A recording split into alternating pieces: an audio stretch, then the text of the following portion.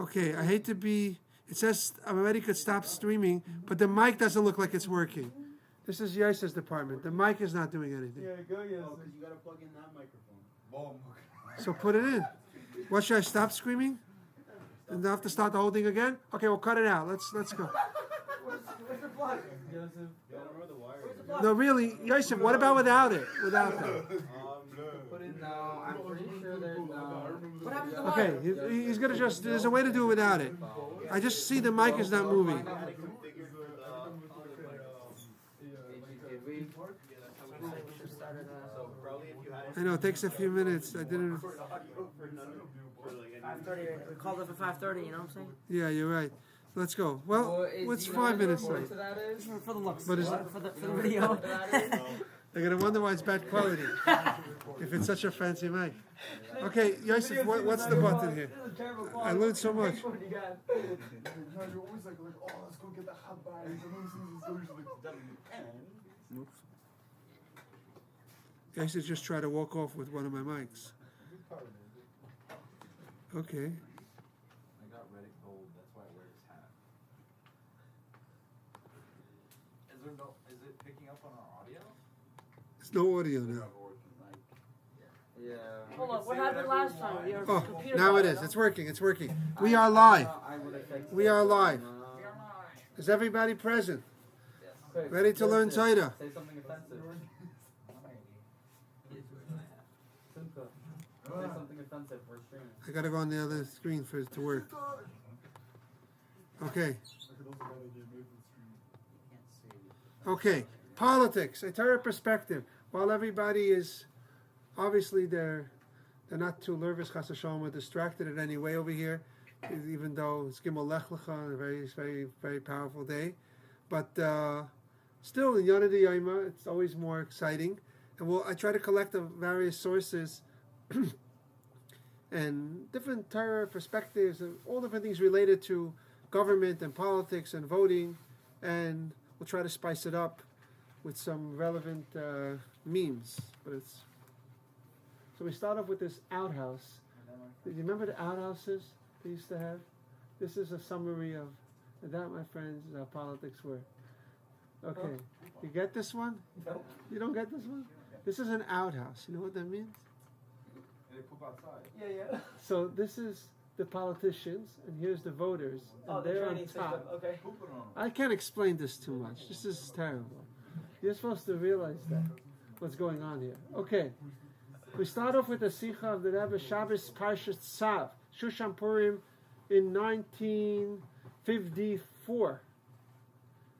A child should be educated by a Melamed who doesn't know the language of this country, who doesn't even know the name of the current president, or was the president before him, and more so. The Melamed has a full beard, and his Melamed will educate the children in the path of Torah and mitzvahs, and specifically in this manner, typo, where we save our own children and will also save the whole Jewish nation.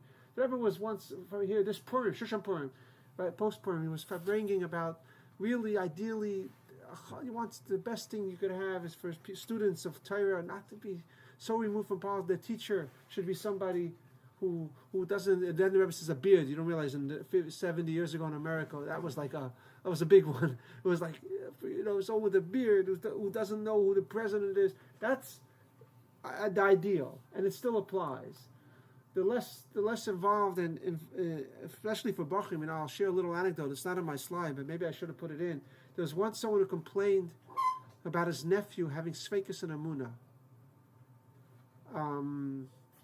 That means he told the Rebbe, he came to the Rebbe and he asked him, what should I do? My nephew, he's having doubts in his faith. He's struggling with his faith.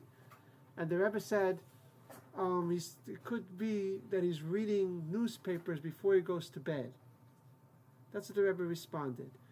It's a combination of two things. Someone at that stage in life being involved in news and this, it just punctures, it makes a hole in this whole bubble of yeshiva.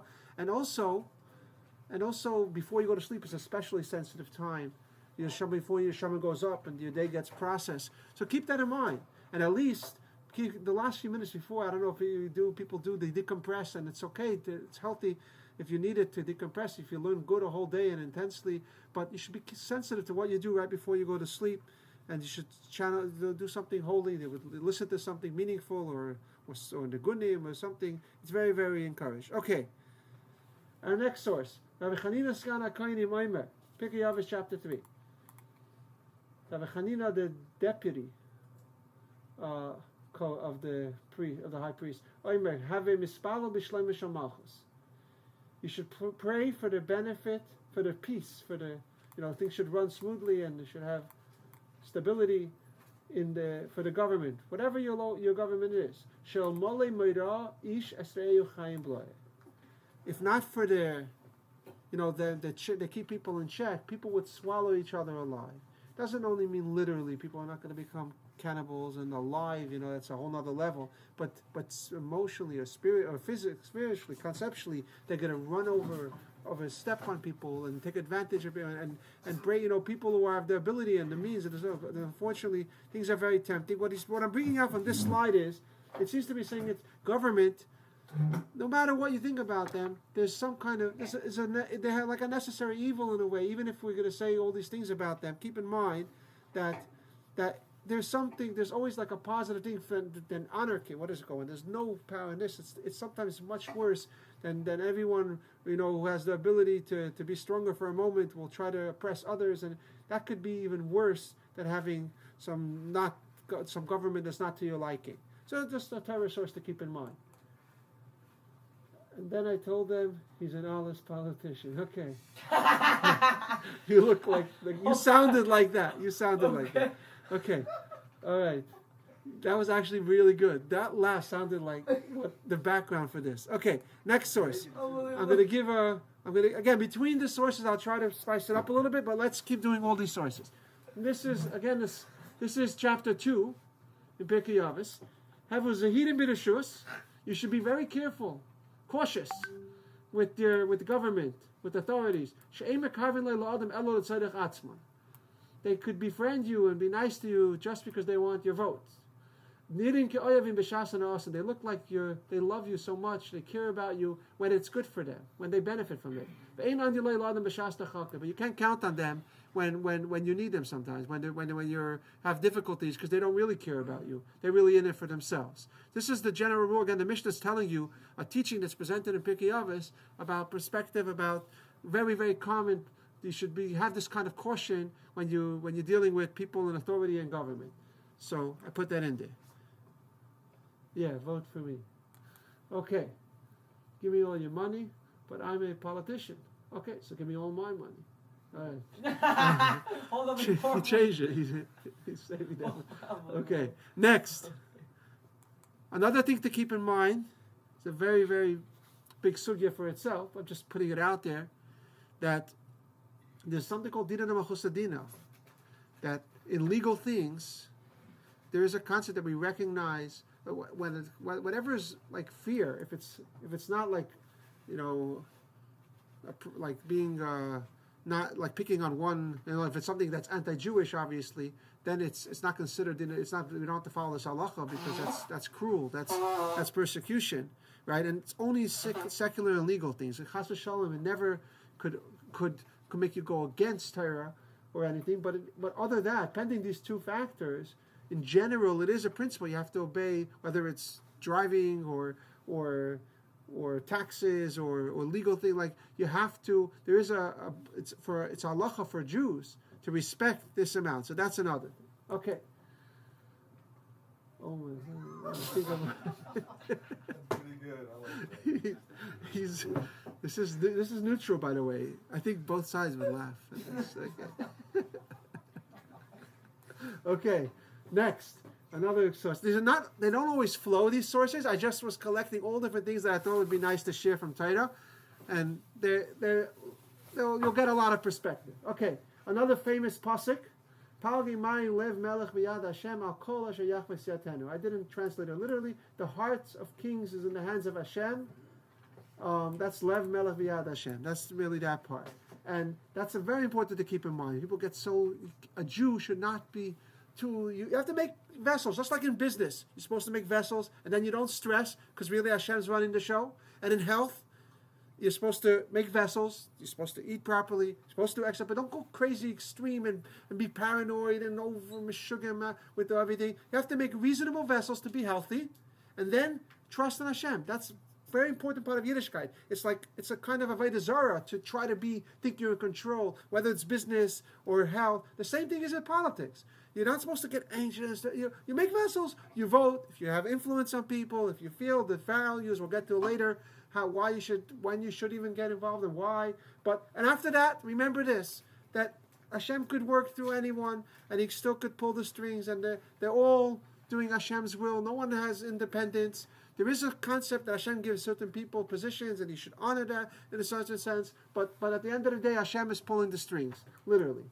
Okay, to vote or not to vote. It's the duty of every American to vote for their candidate of choice after we choose them free. I think this is making fun of that. They limit you a lot and they do. Okay, no. But this is actually where you're putting the votes. It's pretty serious. Okay. All right. Okay, since it didn't get a laugh, we're going to do this one.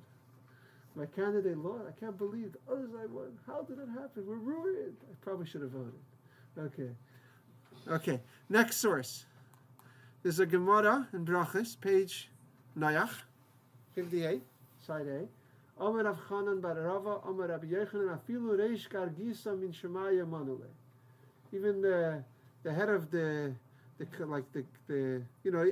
any job. This is the collect. I think I think it's a fig collectors or something. But it means like the garbage collector. Anyone who has any kind of position is a head of a department in any way. It's all has a special kind of planning from everything we say is Hashgacha Pratis. But there's something more, obviously. There's something more revealed. Or you could study it or appreciate, you should realize that everything, if someone has a position of power, there's a reason for it. Whether it's a head of a garbage truck company or a business or anything, it's a special plan for Shemayim. That person has a kind of, sometimes they have a soul that has a connection to more people, has influence. Also another point to keep in mind. Okay, now here's a values things. So why should we get involved in politics? Well, we have a mitzvah to. If there's certain groups that are mamish a danger for you, if Pasha dangerous for people, not just for you, cause the loss of life, you're not allowed to. You have to try to do what you could. You're not allowed to stand by the blood of your brother. If you believe that certain like power, certain people in power, that could cause,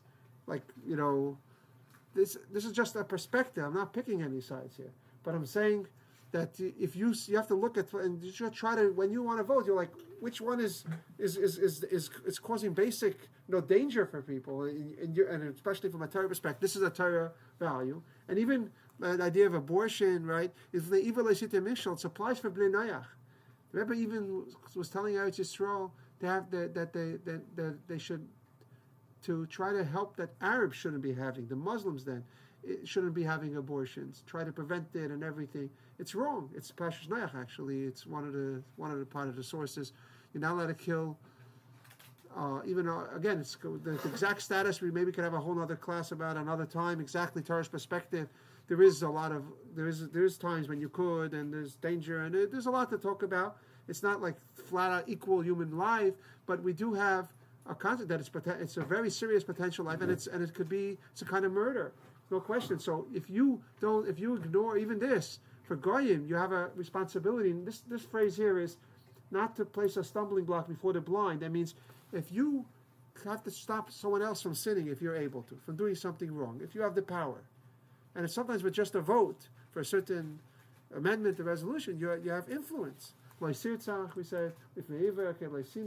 there's also with the marriages a lot of these days in politics, a lot of playing around with the fabric of family. So these are concerns for even Bnei Noach, for Gentiles. So you have to try to help them.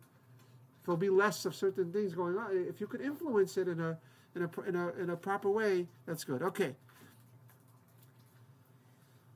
So here's another quote from the Rebbe here on this part.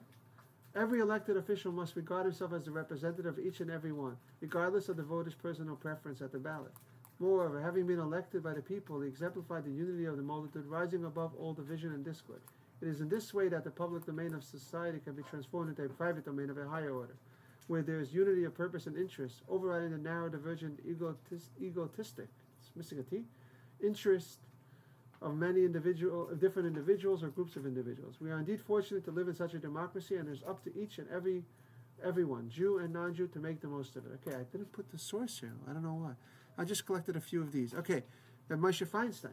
On reaching the shores of the United States, Jews found a safe haven. The rights guaranteed by the United States Constitution and the Bill of Rights allowed us the freedom to practice our religion without interference and to live in this republic in safety.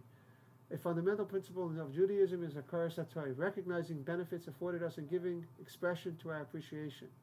Therefore, it is incumbent on each Jewish citizen to participate in the democratic system which guards the freedoms we enjoy. The most fundamental responsibility incumbent on each individual is to register and to vote.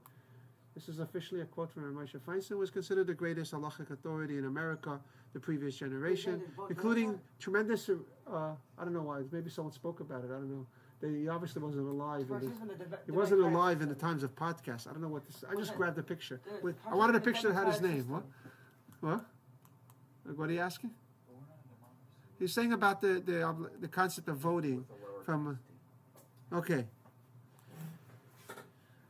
The concept of democracy is a major. The idea of vote by rabbim, majority rules, is a major concept in Torah. You have it in every area in halacha. We say it so much. We had it in our Gemara. In our Gemara now, we're learning Suvis. It's drive. Right away comes up the first thing. Every other page you're going to have it, so often. The idea of majority is a recognized concept. In the Jewish court, you're supposed to have, sometimes you need one more than a majority, you need a stronger, but the concept of deciding things when it's not clear and it's undecided and you go by majority is a very, very holy concept in Torah. Okay.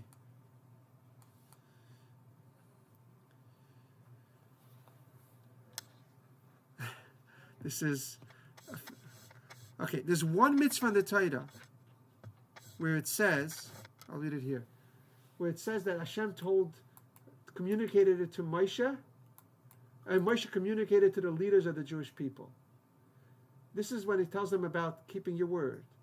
Ish ki either neder la'avaya, yishava shua, isser al nafshay, lo'yach advara. You should not violate, like profane your words. You should. Terrorism in general tries to teach us to take our word very serious. Hashem spoke to the leaders of the tribe. Okay, it's Moshe, through Moshe. I mistranslated.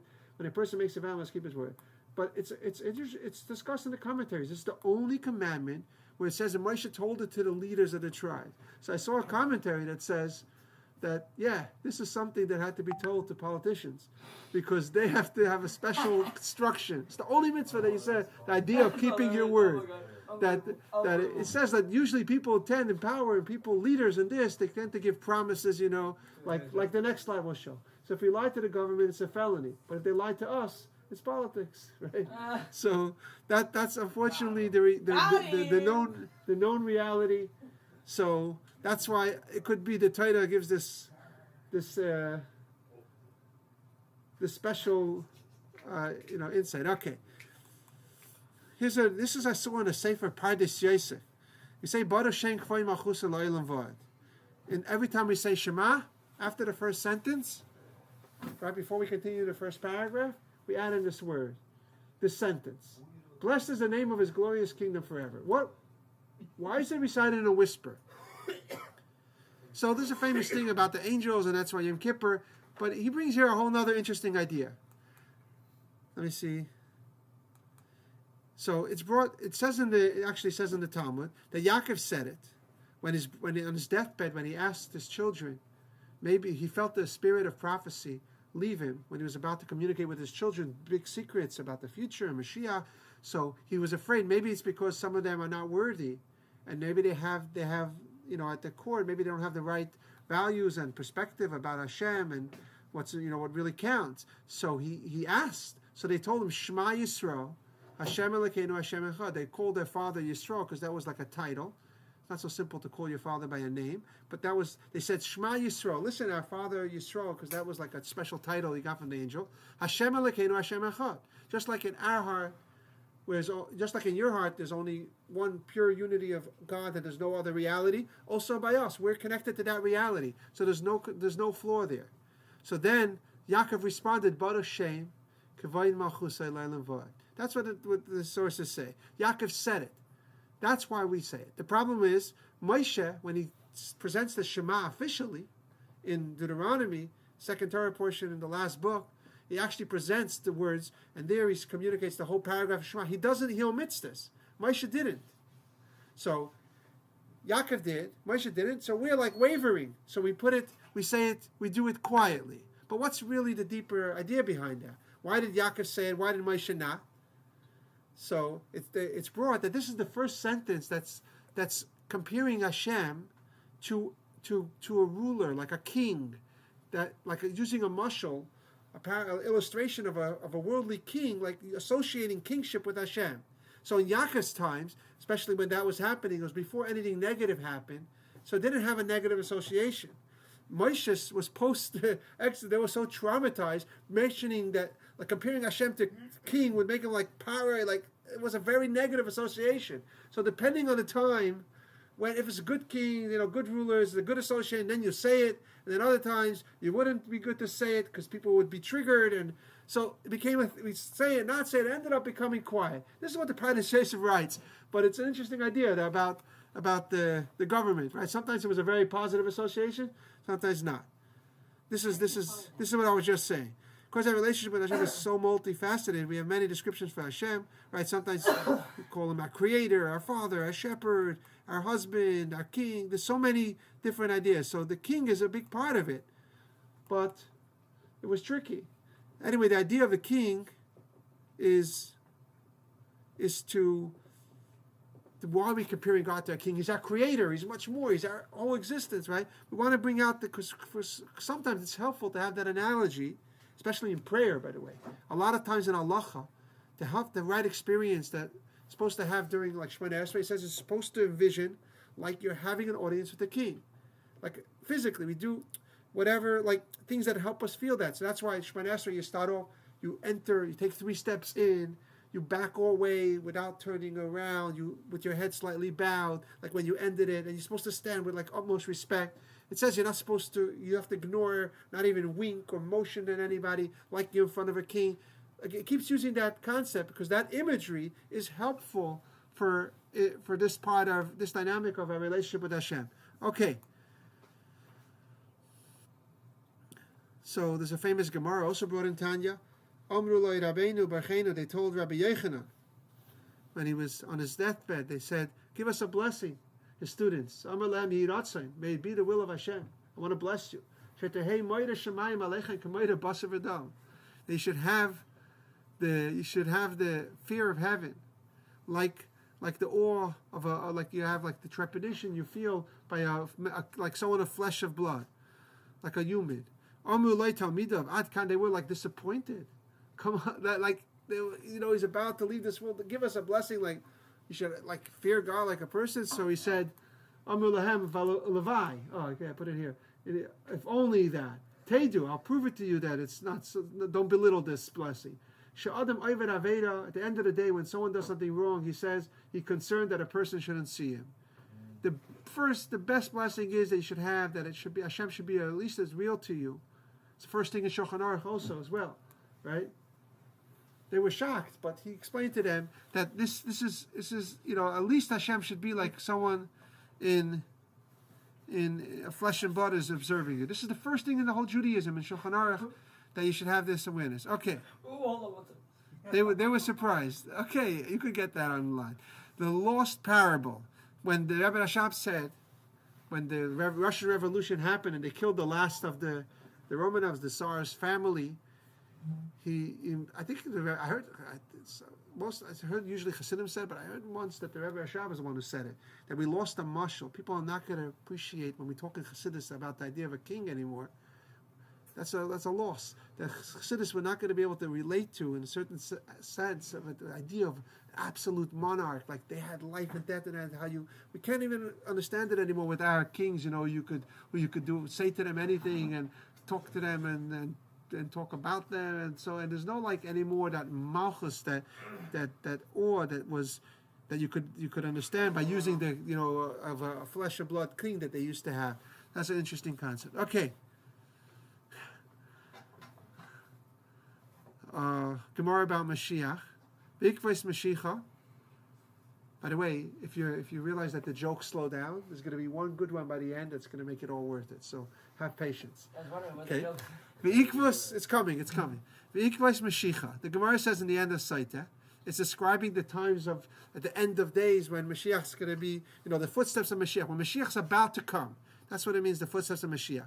Chutzpah Yaske. Okay, there's so many predictions here. What I want to focus on. Okay, it says there'll be chutzpah is audacity. People will be so brazen, so like they'll say like what goes on now online. They'll say total opposites of truth. Okay, umalchus. This is what's relevant to us. It says umalchus tehapech leminos.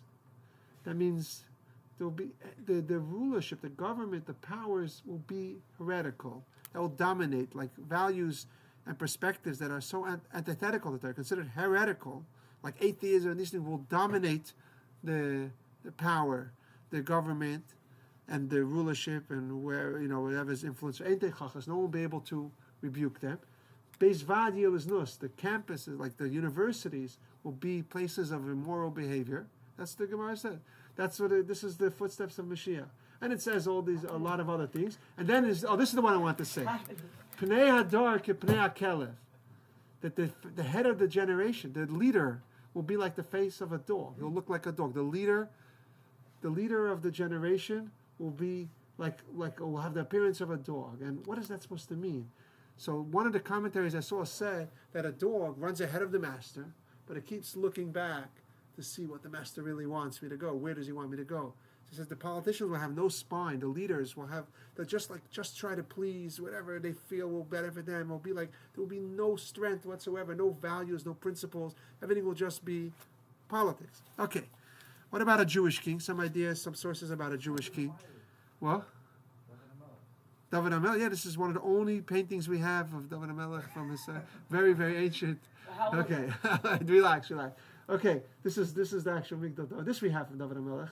But this is some nice painting of a Jewish king. It's showing him holding a Torah. That's the famous thing. A king in Torah law, he had to be much more. Again, not every king represented this properly. But according to Torah, the king had to be more humble than it. Let me see what I brought over here. First of all, he had to have all these restrictions about pursuing. These are concepts. Can't be indulged in wealth. He can't be pursuing horses. That means like fancy cars. And he has to be someone who's not into these things. It has to have an extra Torah. Besides, everyone had one Torah scroll. A king had to have an extra Torah scroll. Let me see what I brought here. Did I bring it? He represents Hashem. Oh, this is the thing I want to say now. It says about davening Shemona Esrei, a regular person has to bow down 4 times during Shemona Esrei. We kneel, like we bend our knees, and we bow 4 times during Shemona Esrei. By Moedim, it's just bowing. By Kohen Gadol, every single Techilas Kol Bracha Bracha. He does it 19 times or 18 times. He does it by the beginning of every blessing. Then he straightens out. And a king, he has to bow down the entire Shemona Esrei. Kivin Shekara, he bows down in the beginning, and he stays bowed the entire duration of the davening. Only a king. What does this mean? He's expected to have the greatest submitting himself, expression of humility, humbling himself, submitting himself to Hashem, higher than a regular person. It's the opposite, again, of anything you're going to see these days in politics. You cannot be further from this, right? A king cannot forgive the honor due to him. Why? It says a prince, a leader could, but a king can't, because he has to be like so batal to Hashem that he represents Hashem's honor. It's not his to give, to forgive. Like Hashem. Okay.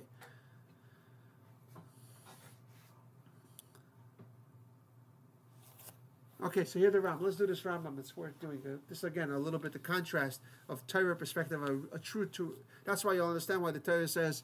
I think the next line I bring it about who's really considered a king. Okay, so look at the Rambam says in the Laws of Kings, chapter 2, halacha 6. Just like the Torah gives great distinction and honor to being and people there's a lot of laws regulating you can't be disrespectful to a king.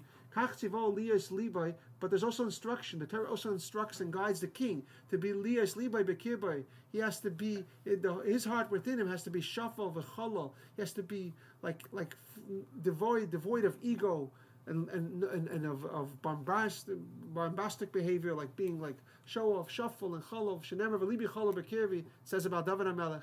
V'lo gasus levi, so he shouldn't be haughty and bragging, like talking big and like yasser midai, like in nothing that's not totally calculated for the purpose of the kingdom. Anything that's just his own ego is totally inappropriate. He should not exalt his heart above his brothers, his brethren. He should treat everyone, kind and gracious to small and great. This thing, not like he only I only do with big donors and I'm nice and I have time for them, right? He has to be worked on himself. Someone who's so humble and so it's all about Hashem. He should be devoted to the needs and the benefit of the community, of the nation, and even be concerned for the dignity of the lowest and the smallest of the people. When he's speaking to the whole people, the nation, he should be very gentle and pleasant. That's this is how our king spoke. Listen to me, my brother, my nation. And Shaul, this is like, I believe, a verse when the first king was appointed. So Shmuel was giving him instructions. The prophet Samuel was telling him that if you will be a servant of Hashem, like a servant to this nation, you should always behave with the utmost humility. This is how a king is described. We don't have a greater king than Moshe Rabbeinu. And how did he describe himself? What am I? I'm nothing. I'm just doing Hashem's will. I have none of my own agendas. And he meant it. He should patiently tolerate, hold, put up with all the inconvenience and the pettiness of people, the idiosyncrasies. It's a lot of stress, being patient with everyone. And the complaints, like a mother takes care lovingly of a nursing baby. He's also a Jewish leader. A king is called a shepherd. There's a lot of medrashim about how he carries each sheep. Moshe Rabbeinu was tested this way, and he sold each sheep. He gives them the right kind of grass, and he carries them to the water. And he's there's so many medrashim about this. Okay, then another that means you should know this. Whenever I do a presentation, I put that means I skipped a little bit. That's all. Okay, so Hamelech Aser Lishtes Derech Shichros. So he's not allowed to just degrade himself, drink and get drunk and party. Shnemer El Lachim Shasu Yayin. Ela Yeh Isaac B'Taida. Rather, he should be occupied with Taida, with Tzarchi Yisrael, and the needs of the people. B'Yom V'Layla, day and night. Shnemer B'Haisa Imoy. The Torah should always be at his side. V'Kadar by Kol Yemei Chayv, and he should study it all the time. This is the special. Treatment that the Torah, the special guidelines the Torah gives, regulations for a king. Amalei, here's a Gemara. A real Torah sage, Amalei minalach derabanan ikli malachim. How do we know that the rabbis, they're the ones who really should be called, they're called kings? Amalu diksiv bi malachim milaychim. Brings a pasuk. True Torah sages are considered kings. I put true in, not everyone who knows some Torah fulfills this criteria. Right? It says that tzaddik decrees and Hashem fulfills. It's an expression that a tzaddik is like a king. In that sense, he decrees and Hashem listens to him, so to speak. In certain respects. It's a big difference between a Torah, a leader, is someone who doesn't want to lead, and the people beg him, and then he agrees to give over his life to the people. You don't have any of that. So think of the contrast. It's not called a melech. A melech is what I just described. A maishal or a shailet, there's other words for dictators, people who want to They want to be a rulers. It's a whole other story. Oh, here's the one I told you is worth it. This is what's worth waiting for. You ready? Politicians and diapers must be changed often and for the same reason. Mark Twain. This is. I think this sums up everything. This is the best line I've ever seen about politics. It just can't get better than this. How are we doing time-wise? How are we doing? Tell me the time, please. What's the time? Who? Tell me the time. What time? No one has a phone. I didn't. What? 6:25. Okay, so I don't know if we're gonna do. No, it's perfect. Okay, so it talks about sometimes politics. You have to choose necessary evil. There's different things. I have here a link that I could put on. I don't know how long it is. Should we try to put on this link? I don't know. I'm going to end the class now, and I'll see if I can get this link going. So let's end this streaming over here.